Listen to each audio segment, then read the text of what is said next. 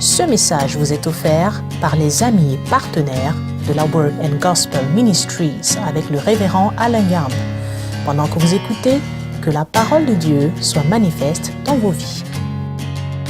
Je suis en train de définir ici que le péché n'est pas forcément ce qu'un homme a pratiqué. Voilà Ève qui a mangé l'arbre interdit. Amen. Mais rien ne se passe. Mais c'est quand Adam participe à cet arbre que la gloire les quitte tous les deux. Et Adam est l'époux et Ève est l'épouse. Ce que la femme a fait n'a pas affecté le mari, mais c'est ce que le mari a fait qui a affecté la femme. Quand nous revenons dans le Nouveau Testament, Christ est l'époux et l'Église est l'épouse. Ce n'est pas ce que nous faisons qui affecte la vie de Christ que nous portons, mais c'est l'œuvre de Christ qui nous affecte. Que quelqu'un me donne un sérieux amen. Amen. Si nous sommes d'accord que c'est vrai pour le jardin, c'est encore d'autant plus vrai pour Christ. Parce que Adam n'est qu'une image inversée de Christ. Si en Adam,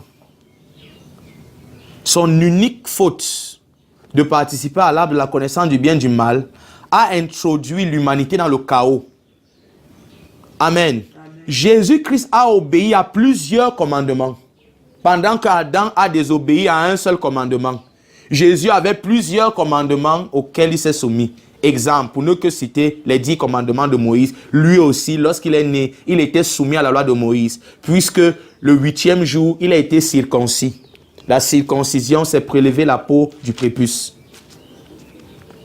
Et lorsque tu te fais circoncis, dans la tradition juive, ça veut dire que tu reconnais l'autorité de la loi de Moïse et tu es soumis à cette loi. Puisque Jésus a été donc circoncis, pourquoi, alors qu'il est Dieu, il fallait qu'il descende à la dimension de notre humanité. Si Jésus-Christ n'était pas un homme supérieur à nous, la chair que Jésus-Christ avait n'était pas une chair divine. Si c'était une chair divine, alors il ne pouvait pas porter le péché, puisque Dieu ne peut pas être contaminé par le péché. Le péché ne peut que toucher les êtres humains. Et si Jésus-Christ sur la croix du calvaire a porté les péchés, c'est la preuve qu'il est réellement un être humain comme vous et moi. Amen. Mais en devenant un être humain, il n'a pas cessé d'être Dieu. Il est le Dieu homme. Amen. Amen. Donc lorsqu'il a pris une forme humaine, en lui habite corporellement, donc dans son corps humain, toute la plénitude de la divinité. Et le verset qui suit plus bas dit, vous êtes complet en lui. Donc tel il est, tel vous êtes dans ce monde.